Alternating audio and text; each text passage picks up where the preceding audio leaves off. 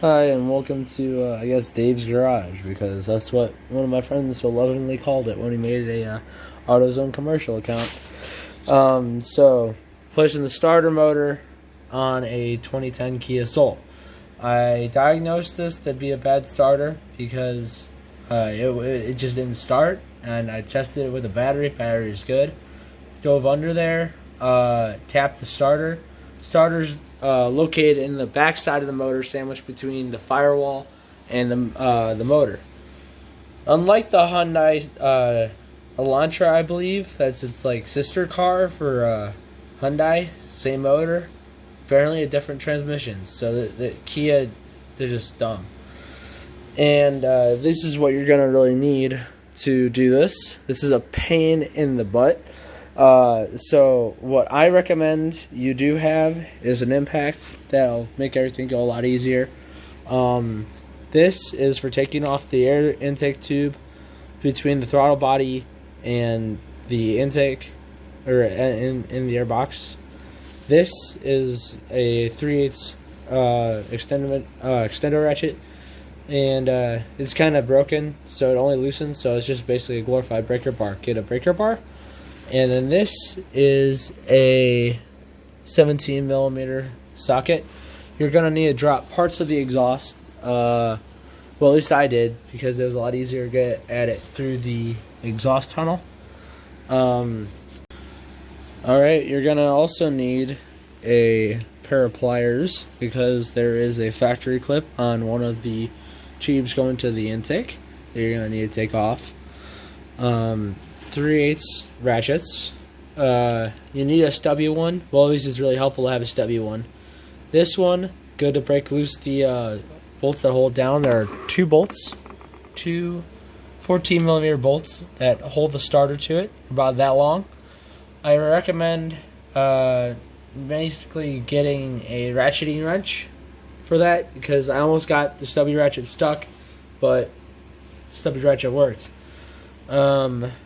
You're going to need a 1/4 inch ratchet with a 10 mil for the battery terminal, and either it was a 12 or a 13 mil deep well socket to get I think the A wire or B wire.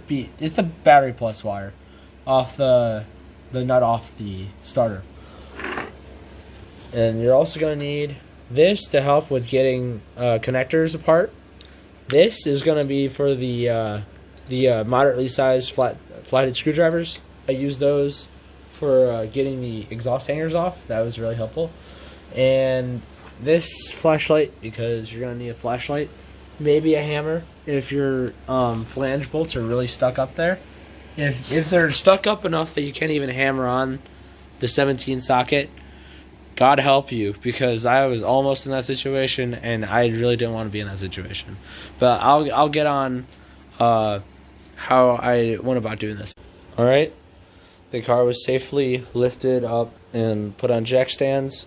You take off this battery terminal, the negative battery terminal, so you don't electrocute yourself, because this has got a lot of current going through it. You will electrocute yourself if you try to do this with the battery terminal on. For God's sake, take off the negative battery terminal. So what you're gonna want to do first is take off this air tube going between the throttle body and the airbox. That's really easy to do.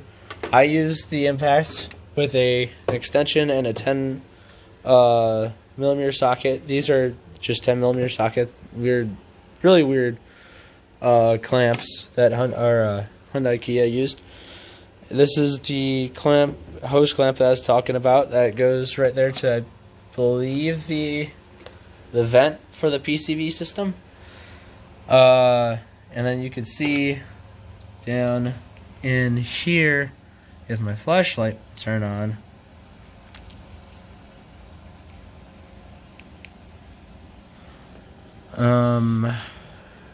right.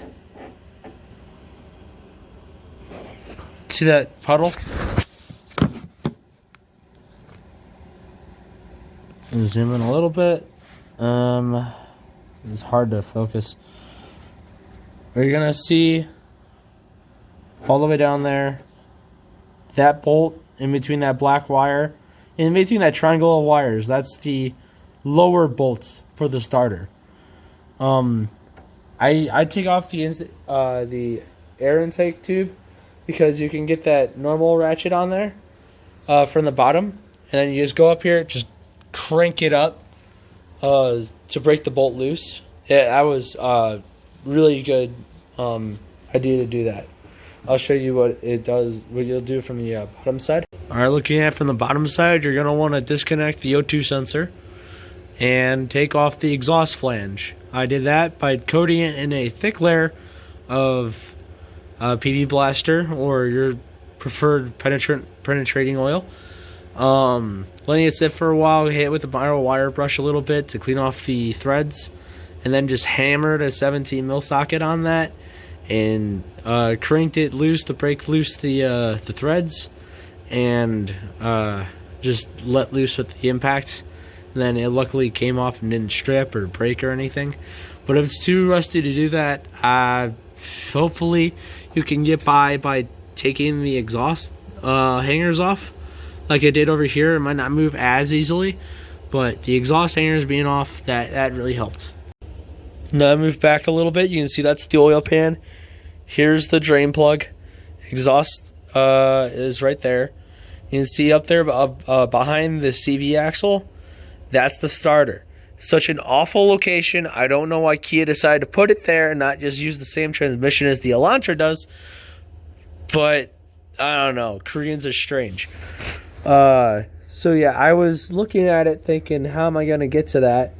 I just scooched back a little bit. Used the 2 screwdrivers to pry off all the exhaust hangers. I probably didn't need to take off all of them, but I took off all of them thinking I could get the exhaust out. And I didn't think I could get those off, so I just didn't even try. So now what I've done is I opened up a lot of room for me to stick my hand through and fit the 14 mil on those bolts. But first you're going to want to take off that one connector right there. That was pretty simple to get off. And that there's a bolt covered up by a shroud. Not the one in picture. It's behind the connector. It's under a rubber like shroud, I guess, or a rubber cap, I guess you could call it. That is either a 12 or a 13 mil bolt. I completely forgot what size it was before I took the video. Sorry, I'm a little sick. But you're going to want to take those off first, and then crack loose the hold downs. They're 14 mils. And like I said, I just set the longer 3/8 ratchet on there, and then just climbed up to the top and just ripped it like straight up with all my body weight going straight up. It's a lot easier than going like horizontal while you're on your back. So that was a good way to break it loose. And then I got a stubby ratchet from Walmart because I always go to Walmart. I'm an idiot, but you know, cheap tools.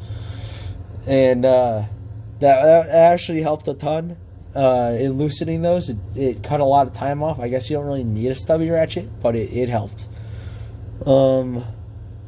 And then to tighten it, or I took it off, and you're gonna have to like kind of wiggle it through this exhaust tunnel. It'll come through. It'll just be a little tricky. The other one, you just like slip up there. Watch out for that bar, right there, that black bar that looks like a wire. That's a bar. You're gonna want to stick the back end through first, and then slip it onto there. It'd be really helpful to have a friend down here hanging out by the oil pan, sticking their hand up to hold the starter in place, because the starter will keep trying to slip and fall. So I actually had to like lay on my back with my chest right above the right below the crossbar, my left arm through the exhaust tunnel, my right hand right by the oil pan, holding this starter steady with my right arm and tightening the bolt with my left hand. Yeah, it was an awful experience. I wish I recruited one of my friends to come with, but it's just how the cards fall, I suppose. You can see that it's just in an awful location. I really hope this helped you. I tried starting it before I put the exhaust back on to just ensure that it started.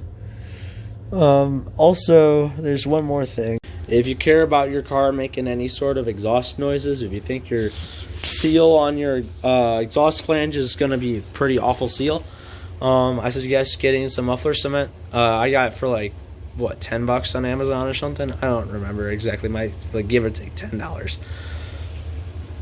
And I'm just going to slap some of that around the manifold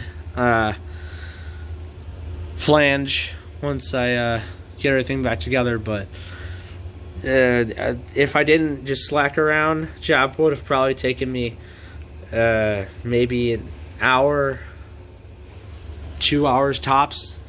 Like, it isn't that difficult. The most difficult part is not rounding off the exhaust flange bolts because they're just really rusty. It's an awful location. You can do it. I was able to do it, and I kept complaining the whole time. My mom kept asking me if she just needs to take it to like a shop or something. I'm like, I just like complaining when I'm working on stuff. It makes me feel a little better. But yeah, otherwise, got it. Starter. It was a little pricey. Got it from O'Reilly's. It was list like $150 or something with a core of like $50. I got a friend who works there, got a discount, about $50 off, so it wasn't even that bad. But still, stupid Kias, man. I don't like anything about how they position anything in this motor, really. And I work for them, so awesome. But yeah, thanks for watching. I hope this video was really helpful for you. I rambled on a ton at the end. That was really dumb of me. I feel like every generic car explainer guy, tutorial dude on YouTube. But I haven't seen anybody make a tutorial on how to pull a starter on this, and that would have been really helpful. There was one guy, if you looked really hard, you can find like a 15-second video, just a vertical video of a guy going, yeah, that's a lot of work. Too much work. And then it just ends. It's like, how did that help at all? That didn't. But this should help. This should help a lot.